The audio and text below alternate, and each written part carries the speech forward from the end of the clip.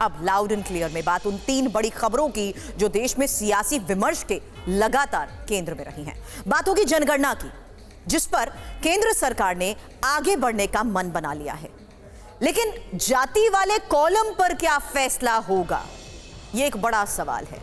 दूसरी खबर यूसीसी से जुड़ी है, आखिर सरकार का प्लान क्या है। तीसरी खबर एक देश एक चुनाव की, आपको बताएंगे वन नेशन वन इलेक्शन पर कहां तक बात बनी है और इन विषयों पर सरकार का रोड मैप क्या है, समझने की कोशिश करेंगे हमारे सहयोगी आमोद राय और आनंद प्रकाश पांडे से। इसको लेकर करूंगी सवाल। पहले जान लेते हैं जनगणना से जुड़ी बड़ी खबर क्या है, क्योंकि खबर यह है देश की जनगणना को लेकर कि देश में जल्द जनगणना कराई जाएगी और सरकार ने अब जनगणना की तैयारी भी शुरू कर दी है। जाति संबंधी कॉलम पर अभी कोई फैसला नहीं लिया गया है और पहली बार डिजिटल जनगणना होगी, पोर्टल भी तैयार होगी।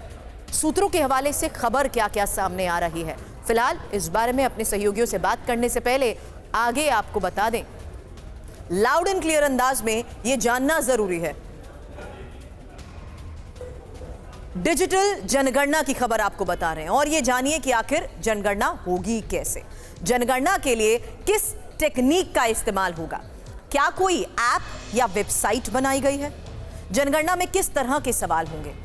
इसी आधार पर ये तमाम इंफॉर्मेशन अब आपके सामने, क्योंकि जनगणना से जुड़ी और भी कई महत्वपूर्ण जानकारियां सामने आई हैं, जहां देश में जल्द जनगणना होगी। सरकार ने जनगणना की तैयारी भी शुरू कर दी है और आपको बता दें प्राधिकरण ने स्वगणना पोर्टल तैयार किया है। पोर्टल से नागरिकों को खुद गणना करने का अवसर भी मिलेगा। जल्द पोर्टल को लॉन्च किए जाने की भी संभावना है और इस बार देश में डिजिटल जनगणना होगी। जाति से जुड़े कॉलम पर फिलहाल निर्णय अभी बाकी है और कई राजनीतिक दल जाति जनगणना के समर्थन में हैं। आपको बता दें 1881 से हर 10 साल में जनगणना की जाती है और जनगणना अप्रैल 2020 से शुरू होनी थी, लेकिन कोविड महामारी की वजह से इसे रोकना पड़ा। अब जनगणना पर 12,000 करोड़ से ज्यादा खर्च की भी संभावना है। देश में आपको बता दें आखिरी जनगणना 2011 में हुई थी।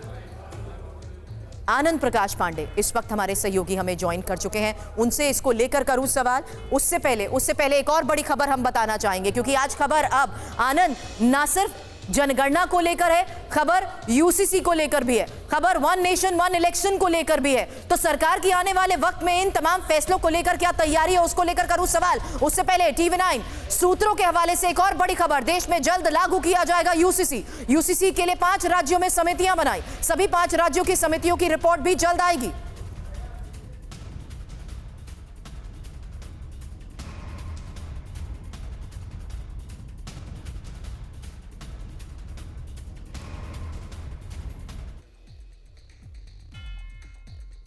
आनंद प्रकाश पांडे के साथ आपको बता दूं इस वक्त TV9 सूत्रों के हवाले से जो बड़ी खबर आ रही है, आमोद जी भी इस वक्त हमें ज्वाइन कर चुके हैं। आमोद जी, टाइमिंग इंपॉर्टेंट है, जिस तरीके से ये बड़े फैसले लिए जा रहे हैं उसके बारे में तैयारी है क्या, जानूंगी, लेकिन उससे पहले TV9 सूत्रों के हवाले से बड़ी खबर है कि केंद्र ने समान नागरिक संहिता लागू करने का मन बना लिया है और यूसीसी पर सरकार का प्लान आखिर है क्या, ये जानना बहुत जरूरी है, क्योंकि देश में जल्द यूसीसी लागू करने की योजना को लेकर खबर समझिए। 5 राज्यों ने इस मुद्दे पर समितियां बनाई, सभी 5 राज्यों की समितियों की रिपोर्ट जल्द आने वाली है और एक-एक कर सभी 5 राज्यों में यूसीसी कानून बनेगा। उत्तराखंड में यूसीसी कानून पहले ही बन चुका है, उसके कानून को किसी ने कोर्ट में चुनौती नहीं दी और 5 राज्यों में समान नागरिक संहिता लागू होने के बाद आखिर में केंद्र सरकार अपनी ओर से पूरे देश में समान नागरिक संहिता लागू करने के लिए कदम उठाएगी। सवाल करूंगी आमोद जी से इसको लेकर। आमोद जी, तैयारी आखिर इसको लेकर फिलहाल क्या है?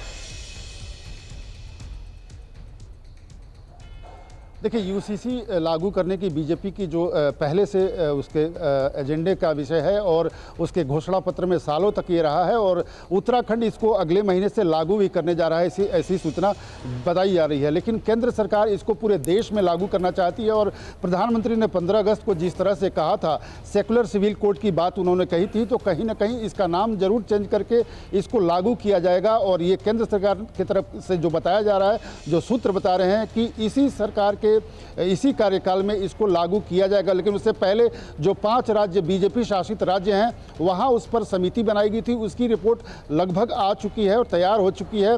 खास करके मैं बात करूं असम की, मैं बात करूं गुजरात की, मैं बात करूं उत्तर प्रदेश की, ये सब बीजेपी शासित राज्य हैं जहां सबसे पहले इसको लागू किया जाएगा उत्तराखंड के तुरंत बाद, और उसके बाद 5 राज्यों में लागू होने के बाद इसको केंद्र स्तर पे लागू बिल्कुल किया बड़ी जाएगा, बात जो आप यहाँ पूरे बता देश रहे हैं, में लेकिन एक लागू और होगा। बड़ी खबर यहाँ पर बता दूं, एक देश एक चुनाव से जुड़ी ये बड़ी खबर है और आनंद इसको लेकर आपसे सवाल करूंगी, क्योंकि एक देश एक चुनाव पर बिल लाएगी मोदी सरकार। इसी कार्यकाल में लागू होगा एक देश एक चुनाव। सरकार को सभी दलों से समर्थन की उम्मीद है। सूत्रों के हवाले से क्या खबर सामने आई है, ये जानना बहुत जरूरी है, और खबर को इस लिहाज से भी समझिए जहां ये जानेंगे कि रामनाथ कोविंद समिति की रिपोर्ट में आखिर है क्या।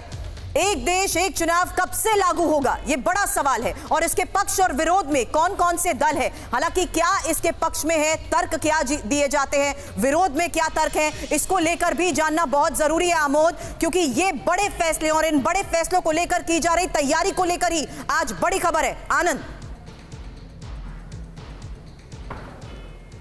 जी बिल्कुल, जाहिर तौर पर सरकार ने साफ कर चुकी है कि सरकार की इसी टर्म में यानी कि मोदी 3.0 में ही एक देश एक चुनाव को लागू किया जाएगा। सरकार पहले से तर्क देती रही है, बार बार प्रधानमंत्री नरेंद्र मोदी अलग अलग मंचों से, यहाँ तक लाल किले से भी ये कह चुके हैं कि बार बार चुनाव कराने से न सिर्फ देश का पैसा बर्बाद होता है, बल्कि जो तमाम वेलफेयर स्कीम्स चल रही होती है उसमें भी रुकावट आती है। तो ऐसे में सरकार ने जो रामनाथ कोविंद की अध्यक्षता में कमेटी बनाई थी, उसकी रिपोर्ट पहले ही सरकार के पास आ चुकी है। उस कमेटी ने साफ तौर पर सुझाया कि इसको जल्द से जल्द लागू किया जाना चाहिए। साथ ही साथ कमेटी ने यह भी कहा था कि दर्जनों जो है संशोधन करने पड़ेंगे संविधान में, जो कि बड़ी बात नहीं है, और ऐसे संशोधन भी संविधान में ऐसे हैं जिसके लिए ज्यादातर राज्यों में, ज्यादातर संशोधनों में राज्यों की मंजूरी आवश्यक नहीं है, यानी कि केंद्र सरकार संविधान में वो संशोधन करके एक देश एक चुनाव को लागू कर सकती है। और हम आपको बता दें कि मोदी सरकार के इसी कार्यकाल में इसको लागू किया जाएगा, और साथ ही साथ इसमें तमाम ऐसे क्या परिस्थितियां बनती है, हर परिस्थिति के लिए उस रिपोर्ट में सुझाव दिए गए। जैसे मान लीजिए कहीं पे अगर कहीं सरकार बीच में गिर जाती है तो उस वक्त क्या होगा, और साथ ही साथ जो टर्म अगर किसी सरकार का बचता है तो उसको कैसे भरपाई करनी है, क्या कोई साझा सरकार बनानी है, इन तमाम बातों को लेकर उस पर सुझाव दिए गए और सरकार ने मन बना लिया। प्रधानमंत्री लाल किले से भी कह चुके हैं कि इसी टर्म में मोदी 3.0 में ही एक देश एक चुनाव को लागू किया जाएगा। अमोद जी, आनंद, आप दोनों का बहुत बहुत शुक्रिया इन तमाम अपडेट्स के लिए, क्योंकि जिस तरीके से ये बड़े फैसले लिए गए हैं, आगे तैयारी है क्या, ये हम जान रहे थे।